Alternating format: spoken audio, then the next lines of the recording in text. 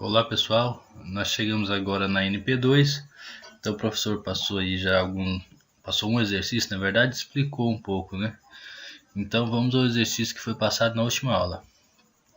Exercício 1 da NP2, método de cross, é um pórtico, né? Deixa eu pegar a canetinha aqui. E tem uma rótula aqui, né, nesse nó. Temos aqui uma força de 7 kN a uma distância de 3 metros desse apoio de segundo gênero, a 2 metros do engaste. Temos um momento aplicado com valor de 69 kN no sentido anti-horário, na verdade está no sentido horário, perdão, 2 metros, ou seja, está centrado nessa barra aqui. E aqui temos uma carga de 35 kN ao longo de toda essa barra. Então, os pontos que o professor mesmo marcou na resolução, eu estou fazendo aqui para ficar igual a quem tiver copiado. Foi A, C, D e B, ou seja, os dois apoios ficaram em ordem, né? A, B, C e D. Então vamos lá. A primeira coisa que nós temos que fazer é criar o nosso sistema principal. O sistema principal seria o que? O pórtico em si, com os pontos aqui, sem as forças, né?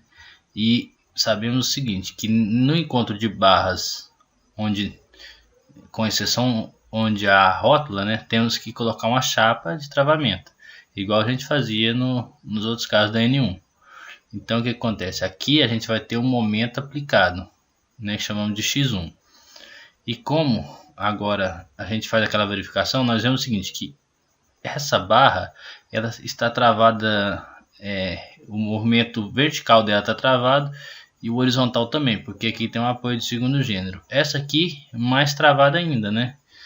Só que esses dois nós, esse e esse, estão livres para se mover horizontalmente, porque não tem nada que restringe o movimento horizontal deles. Então a gente tem que aplicar aqui o apoio virtual, ou seja, para limitar, para não deixar que ela se mova.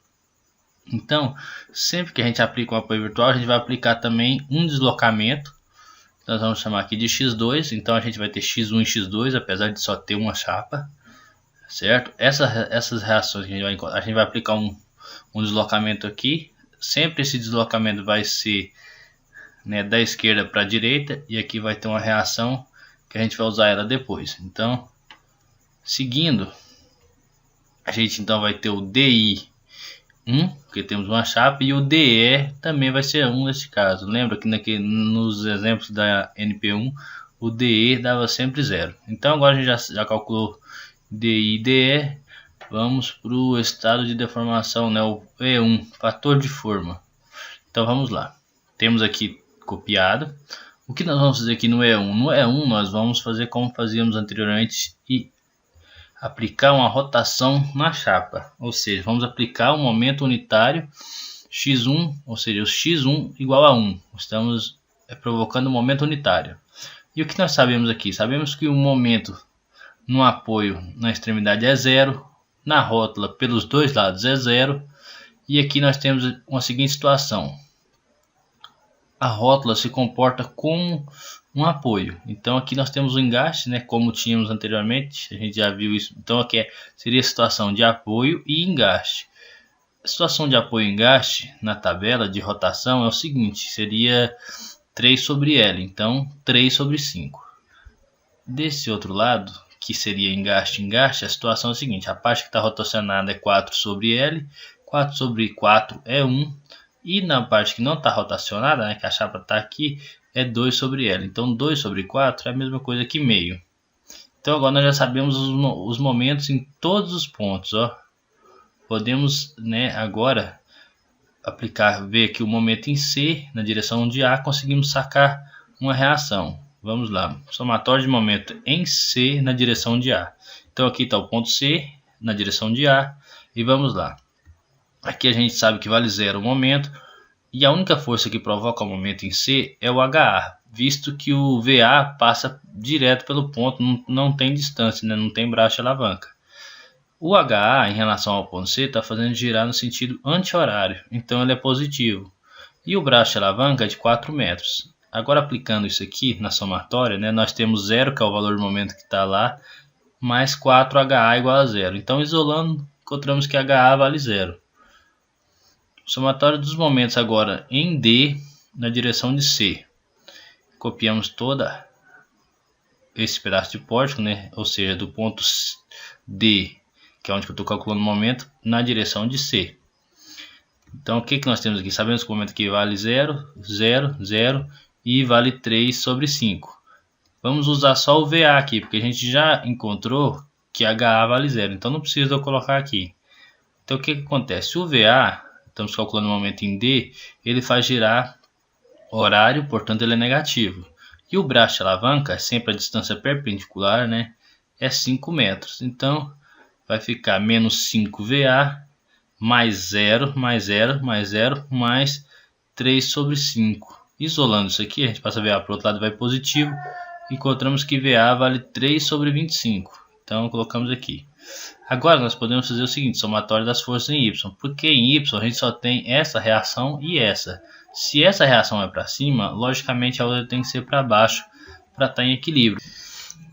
De menos 3 sobre 25, né? O somatório aqui dá 0. Agora, vamos fazer somatório de momentos em D, aqui na direção de B. Temos aqui D na direção de B. Temos o valor dos momentos, né? De meio e de 1. Então, quem causa o momento em D aqui é apenas o HB. Porque o VB passa direto pelo ponto, né? Não tem distância. Então, HB está girando no sentido anti-horário, portanto é positivo. O braço de alavanca é 4 metros. Então vai ficar 4 HB mais meio mais 1 é igual a 0. Isolando aqui o HB, nós encontramos o valor de menos 3 oitavos. Então colocamos aqui, né? Está apontando para a esquerda. Se aplicarmos agora somatório de força em X, já que a gente já encontrou duas das três reações, nós conseguimos encontrar a terceira. Como o HA deu 0, então logicamente o X aqui tem que ser o oposto disso, então tem que ser positivo, né? Aplicando aqui, HA é 0, HB deu menos 3 oitavos, mais X igual a 0. Então isolando X é igual a 3 oitavos. Então aqui concluímos o estado de deformação E1. Vamos agora calcular o E2. Então vamos trazer para cá ele todo calculado, né? Vai ficar mais fácil da gente pegar os valores depois. O estado de deformação E2, o que acontece? Temos aqui o mesmo pórtico. A chapa agora ela não será rotacionada, ela será mantida fixa. E o que nós vamos fazer? Vamos aplicar aqui, ó, vamos imaginar que a gente está aplicando um deslocamento, forçando a estrutura da esquerda para a direita. Então os momentos aqui no apoio é 0, nos dois lados da rótula é 0. E agora, como essa chapa não está rotacionada, tem que prestar atenção nisso, esse lado dela é 0. Porque nós estamos indo da direita para a esquerda. E nesse outro lado aqui vai ter uma reação de momento, sim. Que olhando na tabela de translação, que agora a gente está movendo o apoio, né? Na tabela de translação é 6 sobre LL. Como L aqui, a gente está trabalhando que todas as inércias são iguais, então L é o próprio L. Então fica a mesma coisa que 6 sobre L ao quadrado. Então seria 6 sobre 16, que simplificando fica 3 oitavos. E esse valor é igual nos dois pontos. Então aqui a gente encontrou o momento em todos os pontos. Agora vamos usar o raciocínio parecido com o que a gente fez anteriormente. Só, gente, que esse passo aqui, E1 e E2, é só isostática, né? Então a gente tem que estar bem afiado nisso para não perder tempo. Porque, como o professor já disse, nessa prova os gráficos valerão praticamente metade da nota, né? Vão compor metade da nota. Então vamos lá. Vamos só entender algumas coisas aqui. Como o momento aqui em C vale 0, e a única força que provoca o momento aqui é o HA, então a gente já saca de cara que o HA vale 0. Certo? Só que o momento em D aqui agora, deste lado, também é 0. E quem provoca o momento aqui é só o VA. Então, VA é 0. Logo, fazendo somatório de forças em Y, a gente encontra que o VB vale 0 também. E é claro, porque a gente só está aplicando força na horizontal. A gente não vai ter reação vertical. E claro, aqui tem um apoio e outro apoio. Vamos lá. Aplicando aqui agora o momento em D na direção de B, para a gente conseguir achar o HB aqui, né? Vamos lá. D na direção de B, nós temos os valores do momento, 3 oitavos e 3 oitavos. Quem provoca o momento em D é apenas o HB. que está fazendo girar no sentido anti-horário, portanto é positivo, e tem um braço de alavanca de 4 metros. Então vamos lá, 4HB mais 3/8, que é esse valor de momento, mais 3/8 é igual a 0. Resolvendo isso aqui, HB vale menos 3/16. Então a gente encontrou uma força em X que vale 0, outra que vale menos 3/16. Logicamente a força que falta aqui agora, fazendo somatório de força em X, né, que é o X que nós queremos encontrar, vale 3/16 para colocar o sistema em equilíbrio. Então eu andei mais rápido com esse passo aqui porque na verdade é bem simples. Quando você pega a prática, o pórtico fica mais simples do que a viga de calcular as reações. No caso E1 e no E2, né? Então vamos lá. Vamos calcular agora o E0, fator de carga. Aqui a gente tem todo o pórtico que tínhamos no início. O importante agora é o seguinte, a gente sabe que no apoio aqui temos que colocar a chapa e o apoio virtual, né? Agora a gente sabe que no apoio A aqui nós temos momento igual a 0. Na rótula vale 0 e de cá também vale 0. Então a gente precisa encontrar os momentos nesse ponto, nesse ponto e nesse ponto.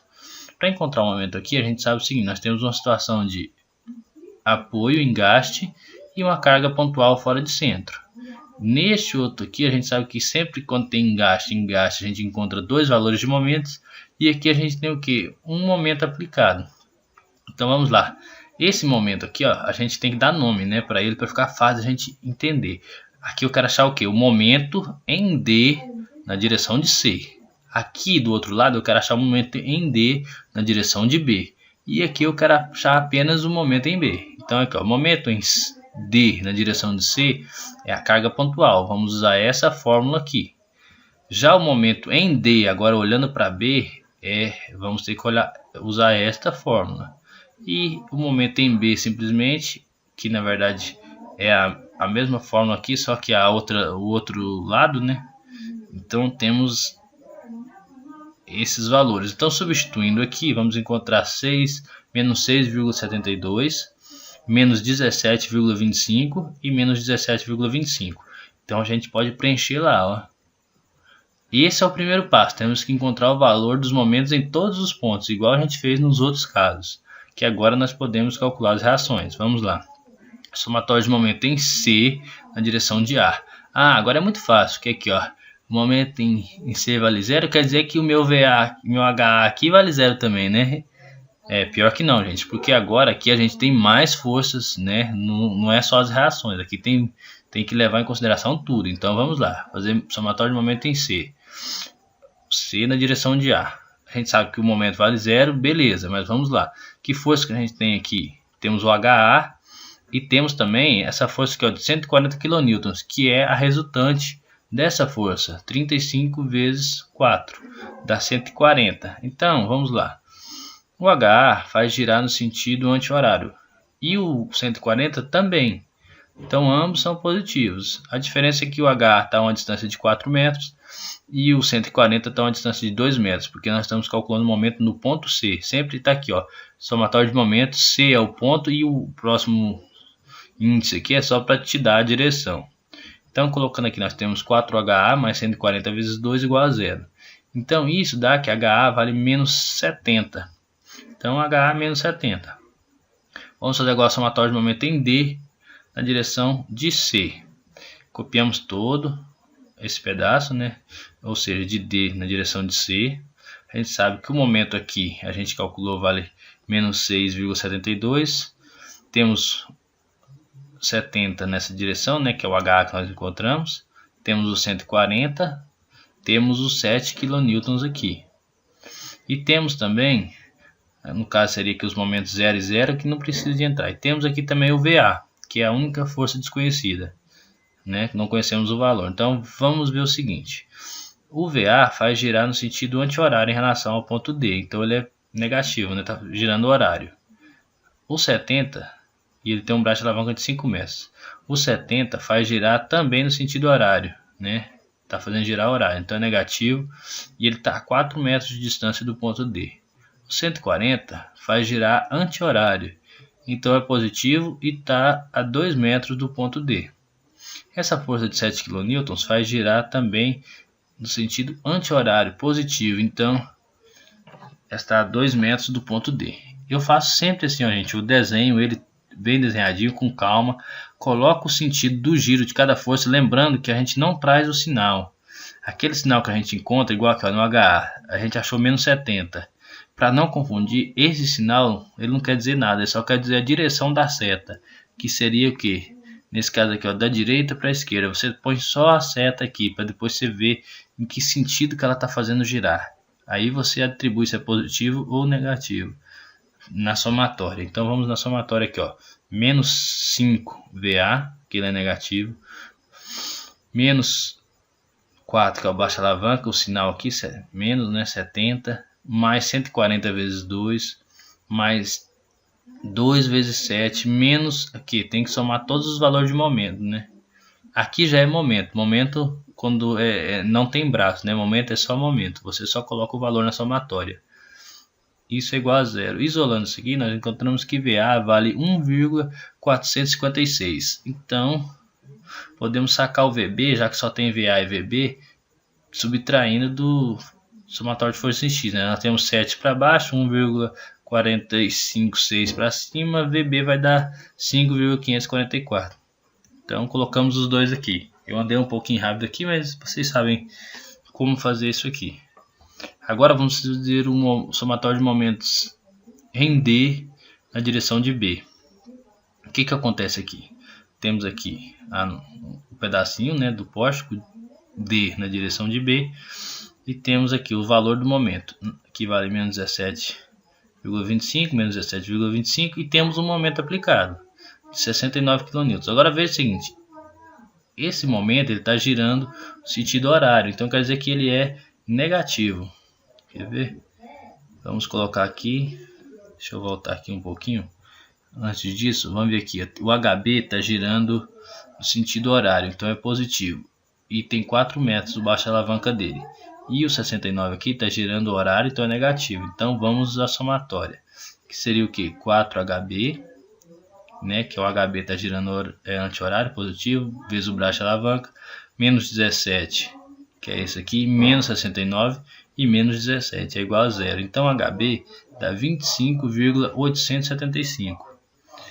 Vamos marcar aqui. Agora nós conhecemos essa força, conhecemos esta. Só falta encontrar o X. Lembrando que tem o 35 aqui também. Então se fizer o somatório vai dar o que? Aquela resultante é 140 positivo, menos 70, mais 25, mais X é igual a zero. Isolando isso aqui, encontramos que X vale menos 95,875. Colocamos aqui. Nisso nós chegamos a todas as reações do caso é zero. Então vamos fazer o que agora? Vamos calcular o X1. Né? E para isso nós temos que calcular o BJ e o BI0. O B1 é o que? 3,5 mais 1, que são os momentos na chapa do caso 1, que dá 8,5. Já o B12, deixa eu só voltar um pouquinho para vocês entenderem. Olha aqui, ó, o B10, o B1 na verdade é a soma deste momento com esse na chapa, enquanto que o B12, lembrando que o B1 é o caso, né? O valor 2 será esse aqui, ó, a reação no apoio, certo? E lá no caso, no B21, será esse valor do momento aqui na chapa e o outro valor será este. Então vamos lá, para a gente entender. Aqui é 3 sobre 5 mais 1, dá 8 sobre 5. É o próprio valor de reação do apoio virtual. Agora aqui temos o valor do momento na chapa do caso 2, que deu 3/8, né? A soma, que seria 3/8 mais 0, já que um lado da chapa deu 0. E a reação do apoio virtual, que é 3/16. No caso do B10 é a mesma coisa, né? A gente soma, vai lá no caso 0 e soma os momentos na chapa em ambos os lados, dá menos 23,97. E o B20 é a reação do apoio virtual no caso 0, que deu menos 95,875. Agora nós podemos montar a equação para calcular x1 e x2. Então a primeira equação vai ficar 8 sobre 5x1 mais 3/8 x2 é igual a menos o B10, como o B10 é negativo, fica positivo. Então a segunda equação fica 3/8 de x1 mais 3/16x2 é igual, também vai ficar positivo. Gente, sobre isso aqui, ó, muita gente errou na prova o x1 e x2. Presta bastante atenção então. Eu sempre calculo o escalar. O que eu faço? Eu quero zerar x2, quero sumir com x2. Então eu pego o valor de cima, que é no caso que seria 3/8, e divido pelo valor do de baixo, que aqui é 3/16. Fazendo essa divisão aqui deu 2. E esse é meu escalar. O que eu faço? Pego a equação de baixo e multiplico por, como aqui x2 e os dois x2 são positivos, eu multiplico pelo escalar que eu encontrei negativo. Então multiplicando, que é 3/8 vezes menos 2 dá menos 3/4 x1. 3/16 vezes menos 2 dá menos 3/8 x2. E 95,875 vezes menos 2 dá 191,75. Agora eu pego essa equação aqui e trago ela para cá, ó.